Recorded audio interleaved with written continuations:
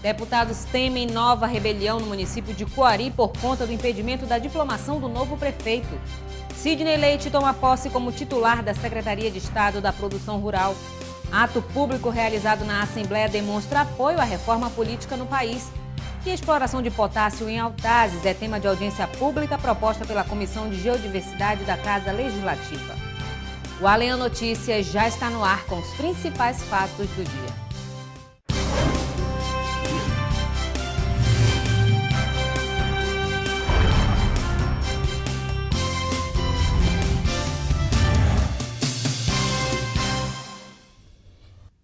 Boa noite. Parlamentares temem nova rebelião em Coari por conta do impedimento da diplomação do novo prefeito. O juiz eleitoral Délcio Santos concedeu uma liminar que pode mudar os rumos da política na cidade do Petróleo e Gás. Na manhã de hoje, a situação no município ganhou destaque no plenário Rui Araújo.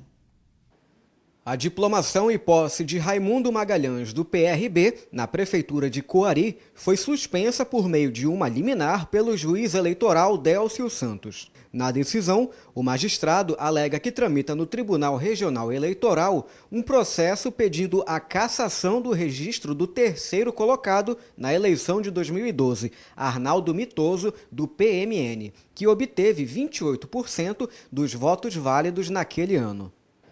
Caso os votos de Arnaldo Mitoso venham a ser anulados pelo TRE, o juiz Délcio Santos entendeu que devem ocorrer novas eleições no município de Coari. Isso porque os votos do ex-prefeito Adail Pinheiro já foram anulados, totalizando 43% dos votos válidos. De acordo com a legislação eleitoral, quando ocorre a anulação de 50% ou mais dos votos, deve ser realizado um novo pleito. O assunto repercutiu no plenário Rui Araújo. O deputado Luiz Castro começou o pequeno expediente, destacando que, enquanto a instabilidade administrativa permanecer em Coari, quem mais irá sofrer é a própria população do município. O parlamentar voltou a cobrar um posicionamento do governo do estado na situação. O governo do estado já deveria ter promovido a intervenção há muito tempo em Coari. Há o risco de uma rebelião no município a qualquer momento. A população está extremamente insatisfeita. Há atraso no pagamento de salários, de fornecedores. Há uma imensa dívida pública acumulada. Só no judiciário trabalhista, mais de 10 milhões de reais. Não recolhimento de INSS, de empréstimos consignados. Um verdadeiro caos administrativo, político, moral, jurídico, financeiro no município de Coari. Em a parte, o deputado José Ricardo lembrou que, na concessão da liminar, o juiz afirma ser precipitada a diplomação do segundo colocado, quando existe a probabilidade de alteração no resultado das eleições e a realização de um novo certame. O petista criticou o posicionamento do magistrado e afirmou que a Justiça Eleitoral não deve trabalhar com possibilidades, e sim se ater à atual condição de elegibilidade do Executivo no município. O deputado Serafim Correia também não gostou do posicionamento do juiz Délcio Santos. É lamentável a decisão do juiz porque ele parte da hipótese que existe uma outra decisão da Justiça que poderá afetar essa situação onde o prefeito teria que tomar posse. Uma outra decisão que ainda não aconteceu, um outro julgamento que ainda não aconteceu. Então, eu achei estranho essa decisão, essa liminar. Enquanto isso, o município de Coari continua nessa situação, à mercê dos desmandos que andam acontecendo lá. Nós estamos perplexos, porque essa novela tem que chegar ao fim um dia, e ela não chega nunca. O Tribunal Superior Eleitoral levou 90 dias para publicar um acordo. E é bom dizer que o Tribunal Superior Eleitoral tem 1.000 funcionários. 1.000 funcionários levaram 90 dias para escrever um acordo. É demais. Aí, quando se pensa que a coisa finalmente estava resolvida, começa tudo de novo. Eu lamento isso. Isso é uma insegurança jurídica total. E entendo que a legislação precisa ser modificada. Não é possível que, depois que o TSE tenha dado uma decisão, uma outra decisão de uma instância inferior venha modificar tudo. Os deputados Dermilson Chagas e Sabá Reis também se pronunciaram sobre o assunto, lamentando a forma que a Justiça Eleitoral tem atuado no caso Adail Pinheiro. A defesa de Raimundo Magalhães já anunciou que irá recorrer da decisão. Caso venha a ocorrer novas eleições para a Prefeitura de Coari, o possível candidato mais bem cotado no município é o filho do ex-prefeito Adail Pinheiro, Adail Filho. Adail Pinheiro encontra-se preso em Manaus por envolvimento numa rede de exploração sexual de menores. O deputado licenciado Sidney Leite tomou posse como titular da Secretaria de Estado de Produção Rural e Sustentabilidade nesta quarta-feira. Investimentos para piscicultura, produção e frutos e ainda a recuperação de vicinais foram anunciados. Para o presidente da Assembleia Legislativa, deputado Josué Neto, a experiência de Sidney Leite deve garantir uma gestão de qualidade. Nomeado na Secretaria de Estado de Produção Rural e Sustentabilidade desde a semana passada, Sidney Leite tomou posse nesta quarta-feira na sede do governo Zona Oeste de Manaus. Foi o governador do Amazonas, José Melo, que deu posse a Sidney Leite. Melo falou dos investimentos iniciais da secretaria. O Amazonas precisa se transformar rapidamente num grande produtor de peixe em cativeiro, e o outro é a importância das nossas frutas regionais. Importância do ponto de vista do alimento, importância do ponto de vista de medicamentos, importância que são as nossas frutas. Para isso, agora a nossa ciência e tecnologia vai se voltar para o estudo muito firme das nossas riquezas regionais, com vistas a termos um produto cientificamente comprovado para a partir daí gerar emprego e renda. Segundo o presidente da Assembleia Legislativa, deputado pelo PSD Josué Neto, a experiência de Sidney Leite no Executivo Municipal e no Poder Legislativo será importante para uma boa gestão.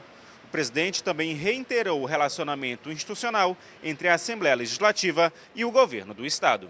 A relação entre as instituições, a relação entre as empresas, a relação nasce entre as pessoas. E como pessoa, e como parlamentar, como político, como técnico, o deputado e agora secretário Sidney Leite tem todas as qualidades possíveis para exercer um bom mandato. E por conhecer o parlamento, por já ter sido prefeito, por estar voltando ao executivo com a experiência do parlamento, a Assembleia vai poder ter um trabalho muito agradável, muito especial, um trabalho que vai se transformar em proveitos para a população do Amazonas. O líder do governo na Assembleia Legislativa, deputado pelo PSD Davi Almeida, anunciou uma reunião nos próximos dias com representantes de todas as secretarias para saber dos investimentos do Executivo em todos os setores. Na segunda-feira nós teremos uma reunião com todos os assessores de comunicação das secretarias e das entidades do governo do Estado. Nós queremos saber minuciosamente todos os investimentos do Estado em todas as áreas, segurança, produção rural, educação, saúde, para que nós possamos ter essas informações e debater na Assembleia Legislativa os investimentos que o governo tem feito em todas as áreas, não somente na produção rural. Em discurso, o novo secretário de Produção Rural anunciou esforços da CEPROR, junto ao próprio governo estadual e também à União, em busca da regularização fundiária. Investimentos para esse ano também foram citados, como a mecanização e a tecnologia na fruticultura. 1.000 hectares de tanques serão escavados para a criação de peixes e aproximadamente 3.000 quilômetros de vicinais serão recuperados. As metas para os próximos 3 anos devem ser apresentadas ao governador José Melo nos próximos dias. O governador José Melo tem colocado claramente a prioridade dele de investir em vicinal, mas nós queremos também enfrentar o desafio da regularização fundiária, tanto no que diz respeito que é competência do governo do Estado, trabalhar com os municípios e com o INCRA e o Terra Legal, do que é competência do governo federal. Queremos trabalhar com as agências de crédito, seja o Banco do Brasil, BASA, que é o banco que mais coloca recurso a nível de aporte, e aumentar a capilaridade do banco de atendimento no Estado, bem como também a FEAM com o Banco do Povo, que a gente possa priorizar atividades. E dentre elas eu já destaco a mecanização, que diminuirá o impacto ambiental, mas também aumentará a produção e produtividade. As metas para os próximos 3 anos devem ser apresentadas ao governador José Melo nos próximos dias. PEC que põe fim às coligações partidárias, aprovada como parte da reforma política, entra em debate no Legislativo. A proposta de emenda à Constituição é um dos principais temas da reforma política.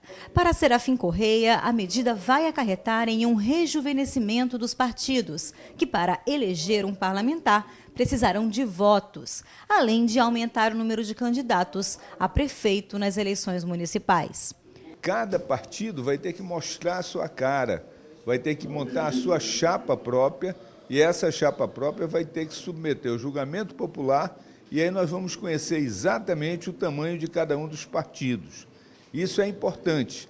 Agora, será inevitável, com o fim das coligações proporcionais, que um maior número de candidatos a prefeito venham a ocorrer, exatamente porque, quando você vota no candidato a prefeito, muitas vezes você erra, e como o primeiro voto na urna é para vereador, você vota na legenda do seu candidato a prefeito, e isso vai ajudar a eleger o vereador daquele partido que tem candidato a prefeito. O que não tem, sai prejudicado. Por isso, vai haver uma pressão muito grande dos candidatos a vereador para que os partidos lancem candidatos a prefeito, o que é bom. Isso oxigena a nossa democracia. Na prática, a proposta estabelece que os partidos só poderão se coligar em eleições para cargos do Executivo, Federal, Estadual e Municipal e para o Senado.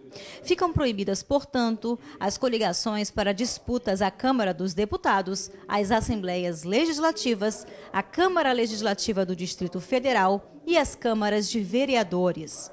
O deputado José Ricardo também comentou a reforma política e destacou que depois da mudança ficará mais fácil conhecer os partidos e suas propostas. Isso aí é uma forma de valorizar mais os partidos, para que cada partido tenha suas candidaturas, sua proposta, o povo possa começar a entender melhor quem é quem. Temos hoje 32 partidos políticos registrados e participando das eleições. Tem uns 10 aí em andamento, propostas de partidos novos, e a reforma política também tem que levar em consideração isso. Nós não podemos deixar que partidos sejam criados de qualquer forma, e muitos partidos acabam servindo apenas como partidos de aluguéis. Não será mais possível, por exemplo, que 2 partidos que não alcançaram o número necessário de votos para atingir o coeficiente eleitoral se unam para eleger um candidato. A PEC também pede que, durante o afastamento de um parlamentar, o suplente convocado seja de um outro partido. A proposta já tinha sido aprovada em primeiro turno no último dia 10.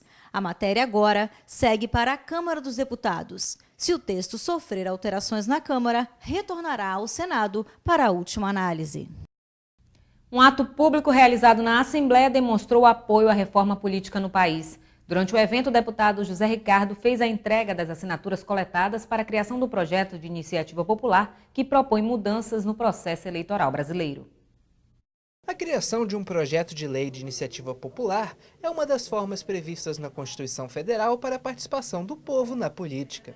Muitas vezes, essa é a melhor forma de se debater propostas polêmicas. Foi o que ocorreu, por exemplo, com a lei da ficha limpa. Agora, diversas entidades da sociedade civil, como OAB e CNBB, organizam uma proposta que prevê a reforma política no país. A melhor representatividade da mulher, maior participação de negros e índios e o financiamento de campanha são alguns dos assuntos abordados. Desde dezembro de 2014, o deputado José Ricardo está envolvido na coleta de assinaturas para poder transformar o projeto em lei. O parlamentar realizou um ato público na Assembleia Legislativa para fazer a entrega das assinaturas coletadas até agora. Eu me incorporei a essa luta do comitê, da coalizão de entidades que estão aí propondo o projeto de iniciativa popular, pela reforma política. Há 3 meses atrás começaram as reuniões e eu comecei também a fazer coleta de assinaturas, me incorporando, portanto, a esse trabalho. E hoje esse ato de entrega de 1.513 assinaturas mostra a evolução um pouco desse trabalho. Isso mostra que a população está aderindo, está interessada, quer participar dessa discussão da reforma política e nós vamos continuar. Então esse ato simboliza o seguinte: precisamos fazer a reforma política, o povo quer e cada um pode ajudar. Eu estou fazendo a minha parte.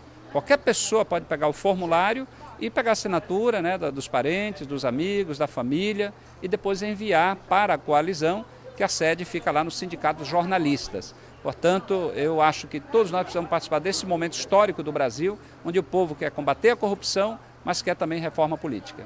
Para a Igreja Católica, o movimento é uma forma da sociedade expressar a atual crise de representatividade na política. Essa reforma política vai trazer para o nosso povo uma oportunidade para o povo sentir que ele é gente, que ele tem força, porque, veja, o povo é ele que vota. É ele que coloca os senadores, os deputados, os vereadores, mas depois, muitas vezes, este povo, principalmente nas vilas, nos bairros, ele não é atendido como deve ser, né? Então, a nossa proposta é que as políticas públicas funcionem. Para as entidades que defendem as mudanças, a reforma política é essencial para a redução da corrupção no país, que muitas vezes tem origem no processo eleitoral. O parlamentar também falou hoje sobre o projeto de lei complementar que amplia para 30 dias o prazo para o novo cálculo de dívidas de estados e municípios com a União. A matéria foi aprovada na Câmara dos Deputados. O projeto de lei complementar foi aprovado por 389 votos a favor e 2 abstenções na Câmara dos Deputados. A PL, de autoria do deputado Leonardo Pitiani, do PMDB do Rio de Janeiro, permite a aplicação da renegociação de índice de correção das dívidas estaduais e municipais com a União, independente de regulamentação. A aprovação do projeto de lei complementar foi considerada uma derrota do governo federal na Câmara dos Deputados. Isso porque a presidente Dilma Rousseff havia afirmado antes da votação que o governo não tinha espaço fiscal para trocar o indexador das dívidas devido à situação econômica do país. Para o deputado do PT, José Ricardo, um dos problemas enfrentados pelos entes federados é encontrar um prazo adequado para o pagamento dos débitos com a União. Tem uma grande preocupação hoje por parte dos estados e municípios em relação à dívida, porque tem estados que estão num nível de endividamento tão alto que compromete as suas atividades tradicionais, no seu serviço, na saúde, na educação e da segurança. O mesmo acontece com municípios, alguns municípios aí com muitos problemas. É natural, né? Os municípios e estados estão reivindicando sempre prazos maiores para sua renegociação e, portanto, deixar de pagar essa dívida, que muitas vezes é os juros e o principal. É mais juros do que a devolução do valor principal. Na avaliação do parlamentar, a política nacional do governo precisa ter um planejamento conveniente para que a União possa receber recursos fundamentais a serem reinvestidos no país. Eu acho que é um debate a ser feito, tem que encontrar um meio termo que possa atender sim os estados e municípios. Por outro lado, também a política nacional do governo, que precisa ter um horizonte melhor de seu planejamento e, logicamente, está recebendo recursos fundamentais que vão ser reinvestidos. Os recursos acabam sendo devolvidos por conta de dívida, mas voltam para a sociedade através de outros projetos. A matéria sobre o novo cálculo das dívidas concede 30 dias para o governo federal assinar com os entes federados os aditivos contratuais. O prazo contará a partir da data da manifestação do devedor, protocolada no Ministério da Fazenda. Após o tempo limite, o devedor poderá recolher a título de pagamento à União o montante devido com a aplicação da lei. O projeto será analisado ainda pelo Senado Federal. O deputado Orlando Cidade criticou o presidente da Câmara Municipal de Manacapuru, que decidiu suspender temporariamente o uso da palavra de um dos vereadores durante as sessões plenárias. O parlamentar considera a medida antidemocrática. Da Comissão de Constituição e Justiça da LEAN está preocupado com a situação política do município. Segundo o parlamentar, 3 vereadores já foram cassados por serem da oposição ao prefeito. Para a cidade, a suspensão por 90 dias do direito do vereador Zeca Furtado de se pronunciar em plenário é algo preocupante. A questão da Câmara Municipal de Manacapuru é segurança jurídica. Nessa legislatura, o ex-presidente já cassou 3 vereadores, ato unilateral do ex-presidente. E o atual já está anunciando que vai cassar mais um. Isso é falta de segurança jurídica. O ex rasgou a Constituição Federal, rasgou a lei orgânica do município, desrespeitando todas as normas, cassou o mandato. Isso torna um poder sem segurança. Falta segurança democrática lá em Manacapuru. Agora mesmo, ontem, suspenderam a fala do deputado Zeca Furtado por 90 dias. Isso é um absurdo, como caçar a fala de um parlamentar. O deputado Cabo Maciel, que possui atuação política em Manacapuru, também demonstrou preocupação com o ocorrido. Segundo o parlamentar, essas ações na Câmara Municipal são ordenadas pelo prefeito de Manacapuru. Quando ele pede para o presidente da Câmara tomar essas ações, ele simplesmente está afrontando o povo do município. E o presidente, por sua vez, e por sua inexperiência, tem feito aquilo que o Tororó acha que é melhor para a administração dele. Os parlamentares agora propõem a realização de uma audiência pública para discutir a situação no município. E você vai ver no próximo bloco. Exploração do potássio em Altazes é tema de audiência pública e deputado Dermilson Chagas avalia o setor da construção civil, que já teria perdido 250 mil trabalhadores com carteira assinada.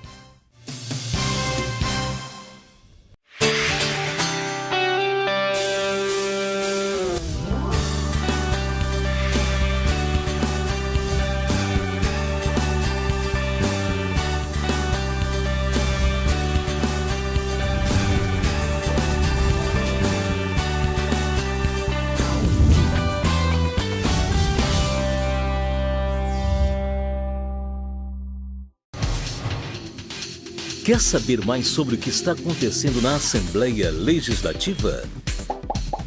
Acompanhe seu deputado também pelo site, onde você encontra a agenda de eventos, notícias do parlamento e muito mais.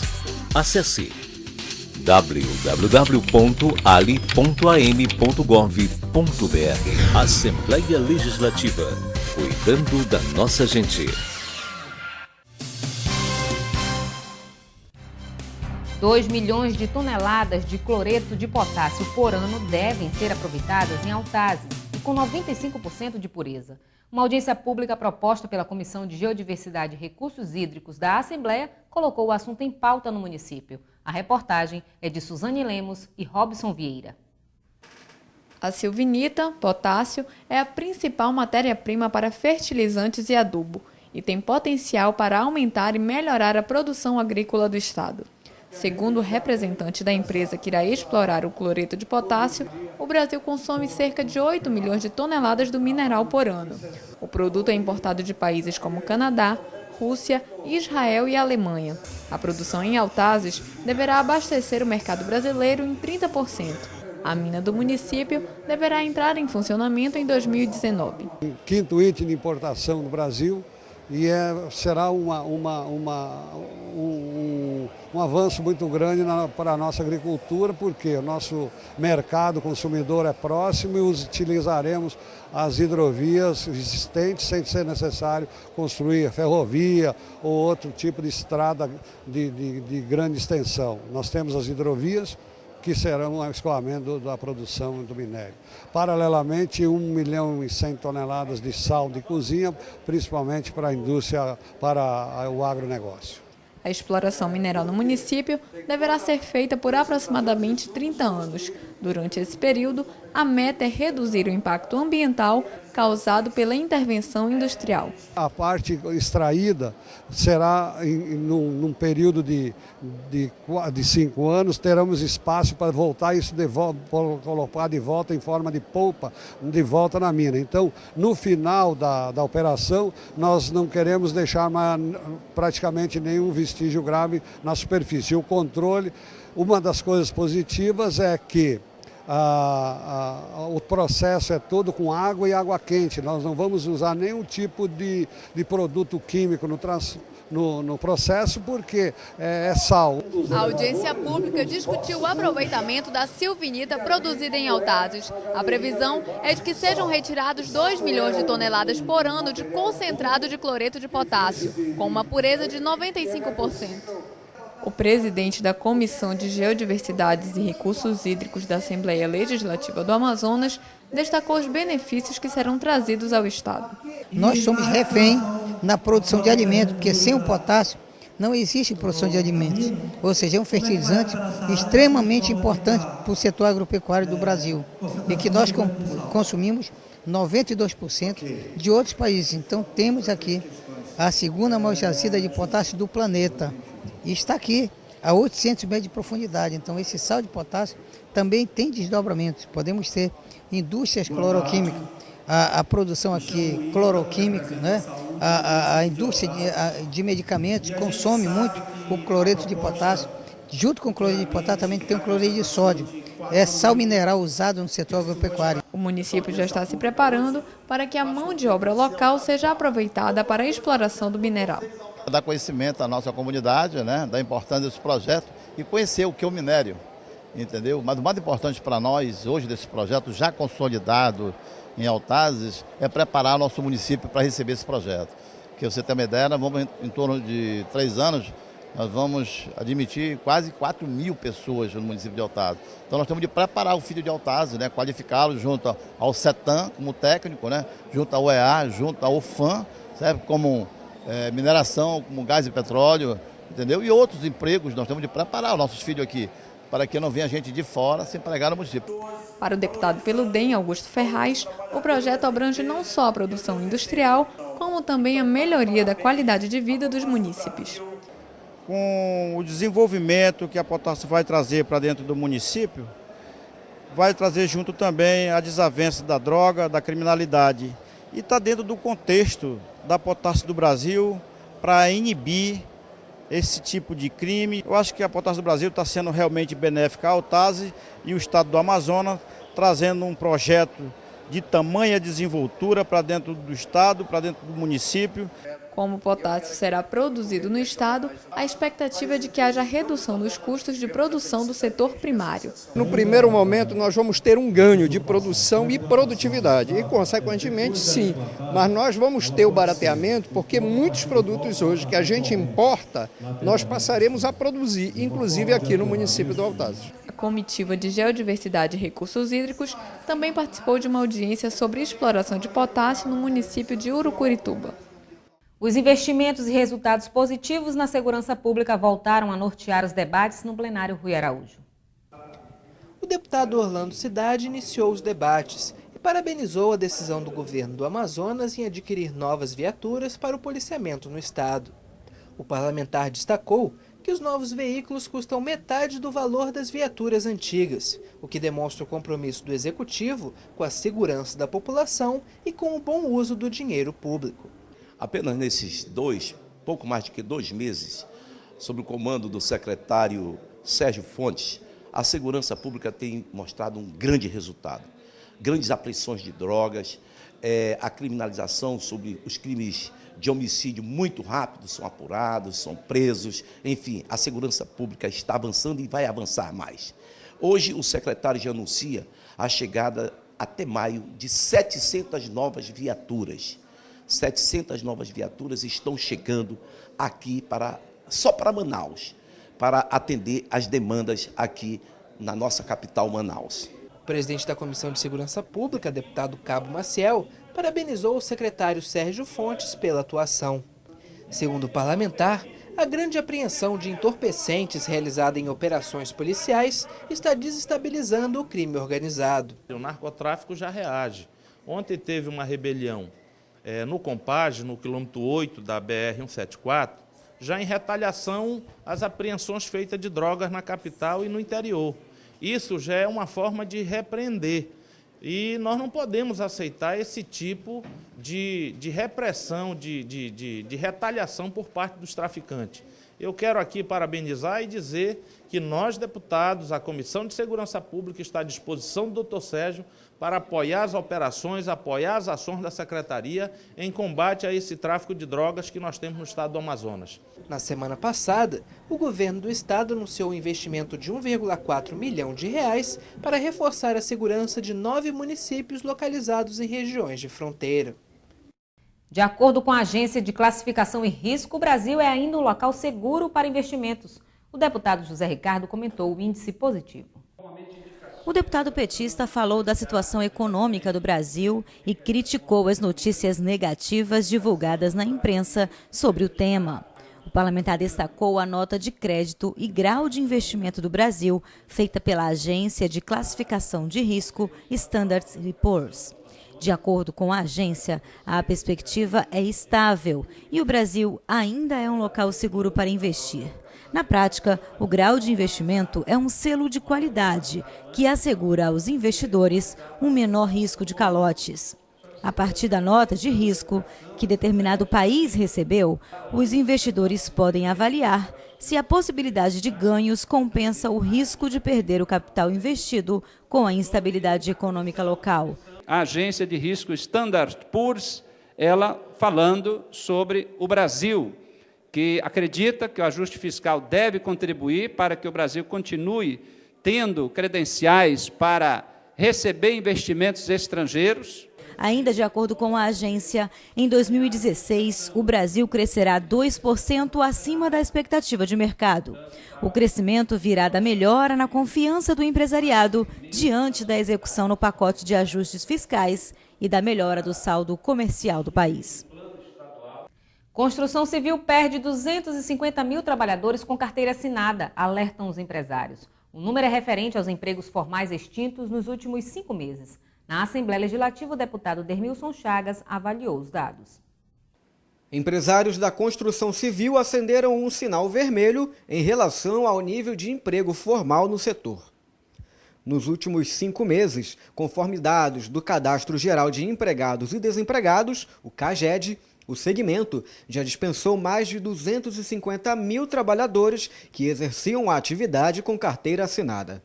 Apenas no Amazonas, 2.455 postos formais foram fechados no período. Na Assembleia Legislativa, o vice-presidente da Comissão de Assistência Social e Trabalho da Casa, deputado Dermilson Chagas, falou sobre o assunto. Para ele, os números são reflexos de uma crise de confiança da iniciativa privada com o atual cenário econômico do Brasil. O parlamentar explica os fatores que conspiram contra o aumento da empregabilidade. O aumento do dólar, o aumento da taxa Selic, a falta de crédito, os investimentos que estão parados devido a fatores naturais também, chuva. Então, tudo isso leva a uma desconfiança para que o empresário não possa investir nas plantas e nos desejos de muitos brasileiros, que é a própria casa, a casa própria, que é um sonho para todos os brasileiros que desejam ter um lugar para morar. O parlamentar completou, explicando que, enquanto a classe construtora e empresarial não souber como se dará a política de ajuste fiscal do governo federal, não será possível dar nenhum grande passo em relação a novos investimentos e contratações. Deputado José Ricardo defende paralisação realizada por servidores da SUFRAMA que buscam melhorias trabalhistas e Cabo Maciel denuncia em plenário o atraso no pagamento de diárias de viagem para policiais militares. Veja no resumo de notícias. O deputado José Ricardo destacou a paralisação realizada pelos servidores da SUFRAMA. O parlamentar considerou a medida justa e afirmou que o fortalecimento da instituição passa pelo atendimento às reivindicações dos funcionários. Deputado Cabo Maciel trouxe a plenário a situação do pagamento de diárias de viagem a policiais militares, que, segundo ele, tem atrasos que datam de 2012. O parlamentar informou ainda que está fazendo um levantamento do montante do total dos atrasados para tomar providências. Na manhã desta quarta-feira, o deputado José Ricardo elogiou a política econômica adotada pelo governo federal. Segundo o parlamentar, a medida provisória encaminhada pela presidente ao Congresso Nacional, que reajusta o salário mínimo até 2019, visa fortalecer e aumentar o poder aquisitivo das classes mais baixas da população. A política, ao longo desses anos, valorizou muito o trabalhador, os ganhos dos mais pobres, o combate à pobreza, à miséria, por isso que o Brasil tirou mais de 30 milhões de pessoas da linha da miséria. E nós tivemos uma grande valorização do salário mínimo, uma evolução muito grande, inclusive o salário mínimo, no final do ano passado, ele comprava quase 2 cestas básicas, quando 12 anos atrás não chegava, ou chegava em torno de 1 cesta básica. Portanto, uma valorização do salário mínimo para o trabalhador e também a diminuição do desemprego.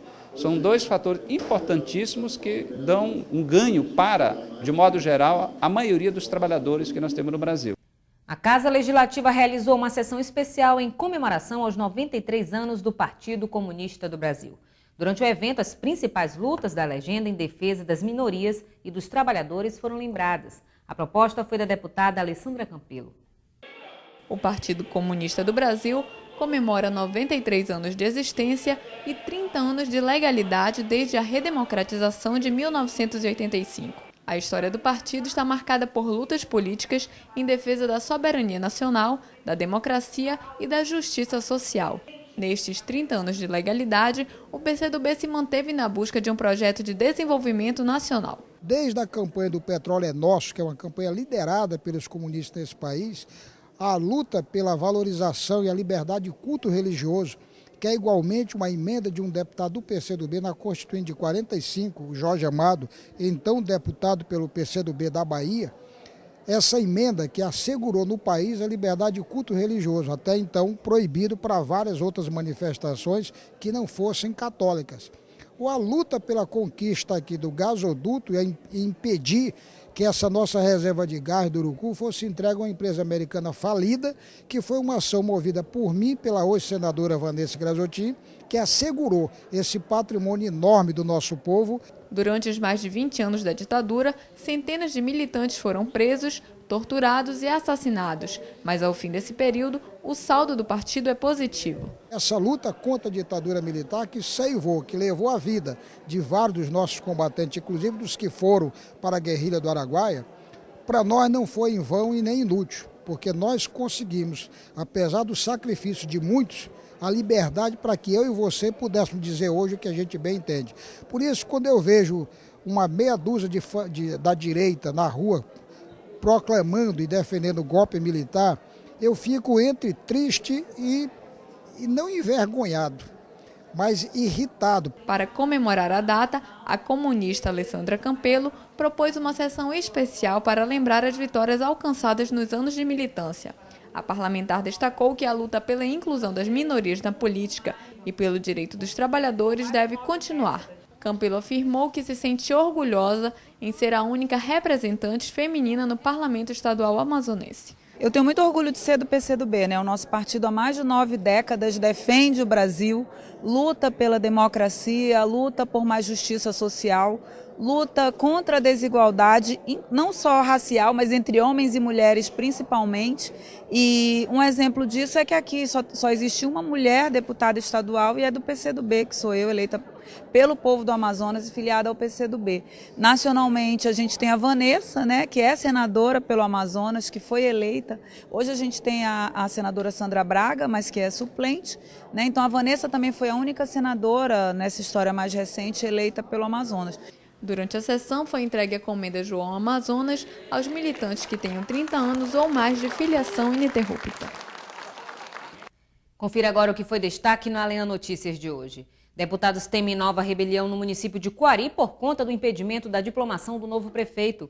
Deputado licenciado Sidney Leite toma posse como titular da CEPROR. A Assembleia realiza audiência pública em Altazes para debater sobre a exploração do potássio. E nós ficamos por aqui. No site da Assembleia ali.am.gov.br você tem outras informações sobre a atuação parlamentar. Uma ótima noite para você e até amanhã.